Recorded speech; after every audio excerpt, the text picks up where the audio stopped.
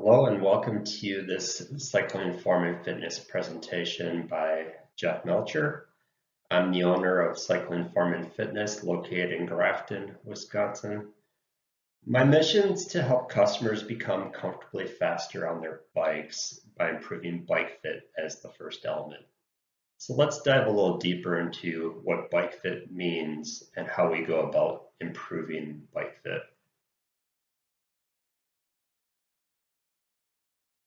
This next slide is just my overview. I'm focused on bike fitting and coaching as a business, but again, we're thinking more about bike fit. So let's go to the next slide. The first element here, I guess, is to say that I am certified as a bike fit pro. Bike fit is a business that started many decades ago, and they're no longer in business, but I did get more recent training through John Cobb, and I continue to absorb everything bike fit related, along with the 15 years that I've been doing bike fit. So I feel like I had the experience and the knowledge and the background needed to make sure that you have correct form. And by having correct form on the bike, you'll improve your functional power.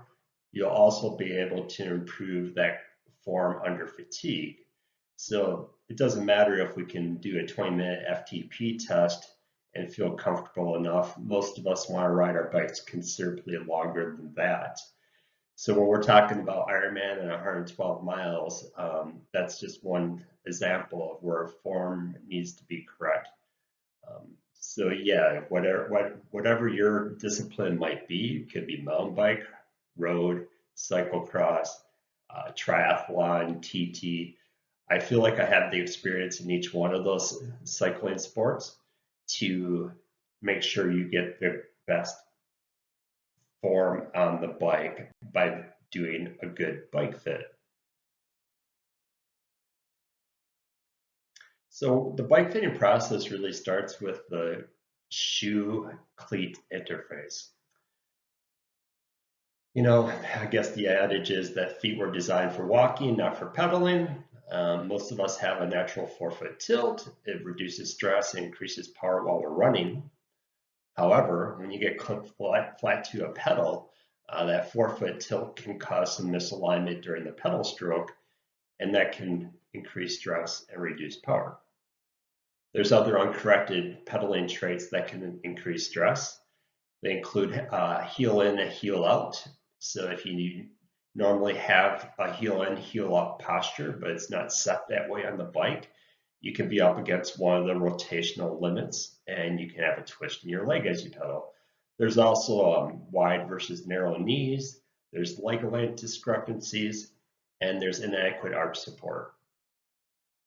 So proper bike fit will reduce or eliminate misalignment at the pedal shoe interface. And that results in greater power, endurance, and comfort. I think that's what we're all after at the end of the day.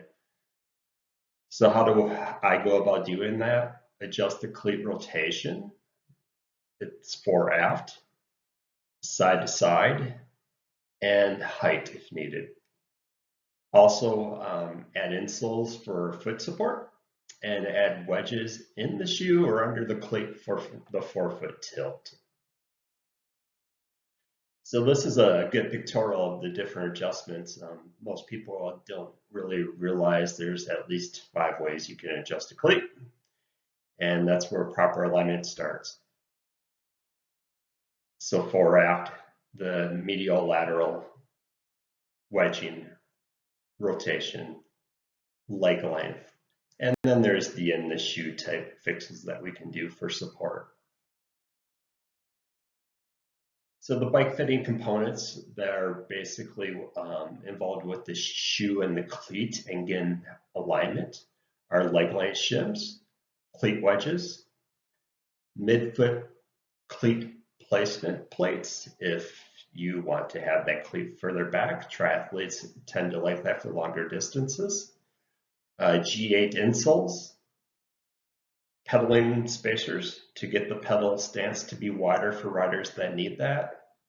And then in the shoe wedges, sometimes it's best to just go in the shoe, especially for mountain biking style cleats. where you can't really use a cleat wedge. So then we're still moving up, but we're going to the seat, the reach, the other comfort factors that need to be addressed. So bikes need to be adjusted to fit the rider. Most bike riders are trying to adapt to a less than perfect bike fit. Proper bike fit will improve comfort, typically resulting in greater power and endurance. I would say typically it should be always. If we work together successfully and come up with a solution that we're both happy with. So how I go about doing that is I adjust the seat fore aft, the tilt and the height. I adjust the handlebar fore aft tilt height, and we can change the width of bar for mountain biking, for road, for aero bars. And then replace the stem if needed. Sometimes we need to go with a shorter, longer stem. Replace cranks with shorter arms and correct gears as needed. Again, I don't force a change to a shorter crank, but a lot of athletes riding tri bikes or even TT bikes and some road bikes can really benefit from shorter cranks and the correct gears. Some people can have, say, a 5339 front chainring set, and their goal event is Ironman Wisconsin, and their output power at FTP is 150 watts, and they weigh 150 pounds. Well, that 5339 is just going to be the incorrect gearing, and a person with those statistics tends to be a shorter female, and they can really use the shorter crank arms. But even I have 155s on my tri bike, so I can get a pretty aggressive bike fit, and I'm absolutely happy and comfortable. I can run any crank arm length I want. I choose 155s, and that's after plenty of trial and error and study. Moving on here, replace the saddle as needed, install clip-on aero bars as needed for a road bike rider that wants to do triathlon. That's the typical case for that.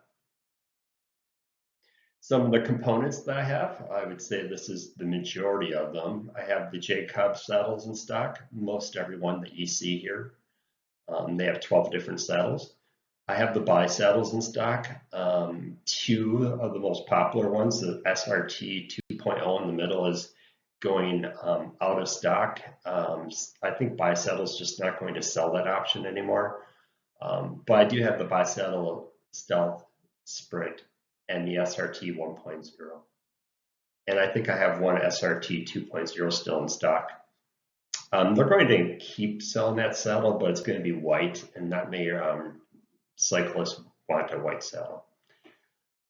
Jacob cranks in the various lengths and bound bracket configurations, and the same thing for rotor cranks, various lengths. You can order either one of these crank sets with different chain ring sizes to get that gearing correct. And then one other thing that Rotor provides me as a dealer is access to power meters.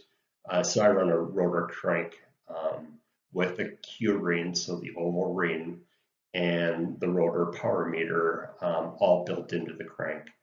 And I just find that to be a nice solution, a great package for my tri bike. So I have a lot of different people come through Cycle Inform and Fitness. Some have limitations where they've had a surgery on their spine and they have some fused vertebrae, all kinds of different challenges, but maybe they're still wanting to do, say, a half distance Ironman event of 70.3. Well, I'll work with all people, and all I need is for someone to be clipped into the pedals in reasonably good health, and just open to adjusting their bike until we find something that's a good solution that we're both happy with. So bikes need to be adjusted to fit the rider. And then you have more of the elite performance type bike fit. This is a friend of mine riding a tri bike, a top age group performer, and you can see the difference in his bike fit. So it's not one size fits all for bike fitting. So whatever opportunities you present, I'm going to work with you and we're going to do the best we can to get you comfortable and fast on your bike to the level that we can based on your constraints. I have ranges I like to bike fit in. Kind of have the color shading of green and yellow and maybe even red for this. But as a customer leaves, I like to have you in within all the ranges. They allow some wiggle room for your personal constraints. And I will even adjust outside of these ranges that I've developed over time if that's what a rider needs. Again, I'm not going to force a person into a bad fit. Just a few more things about being customer centered, whether it's physiology, your technical aspects, uh, your psychology, and the way you think. You need to monitor and test over time. And obviously, from a coaching standpoint, getting you to events where you're happy, healthy, and fit. That's really what the goal is of my services. At the end of the day, for the athletes I coach, striving, arriving, and celebrating at those races together, it sure is a lot of fun when we can do that as well. But get back to Bike Fit as we close this presentation. If you don't know, Cycling, Farm, and Fitness is my business. It's operated out of the basement of my house in Grafton. Suzanne and I actually share this house and our passion for cycling, with the current emphasis on triathlon. I do have 15 years of road bike riding. I have about 15 years of mountain bike racing, cyclocross racing for 10, triathlon since 2015, multi-sport since I'd say 1999 was my first duathlon. So I've done most everything that you can do on a bike, and therefore I believe I can help all riders with their bike fit. I did add some new infrastructure recently to help with bike fitting. That includes the video motion. You can see that in the prior slides where I do the freeze frame of the video. That way I'm testing people under power to see really if their bike fit is optimal, or do you shift when you're more into that race type power or just below. So that's the improved measurement tools. And really I did learn a lot from John Cobb. A few years ago, I got to spend a full 2 days with him actually. And we worked through my bike fit and a few of his customers that came in. And it was just a great way of learning from one of the pioneers in bike fit, and that's John Cobb. Another element that I do for bike fitting is you can try on a lot of different, try to sit on a lot of different saddles by switching saddles out on my bike fit bike. It's a nice, fast, quick change saddle changer. So we just adjust the bike to be comfortable for you, and then you cycle through as many as 10 different saddles, and you pick what's most comfortable for you. It's just a great opportunity to try different saddles quickly. Again, I have over 15 years of bike fitting experience, and that allows me really to get the bike fit right the first time most every time. If you have some sort of concern that comes up in, say, 3 months after the original fit, I'll have you come back in for a quick adjustment and the fee will be minimal. The standard rate that I charge is about $65 per hour and parts. And road bikes are usually about 1.5 to 2 hours. Triathlon and TT bikes, because of all the adjustable factors, usually take 2 to 3 hours. So if you have any questions, comments, concerns, you can reach out to me on my website. There's a comment area there, or you can schedule your next bike fit or service there. That's www.cyclingformandfitness.com. So thanks for listening to this presentation. I kept it under 15 minutes, but hopefully you got what you needed. So just let me know if you have any questions. If not, I'd love to see you at Cycling, Form, and Fitness by you scheduling an appointment. Thanks.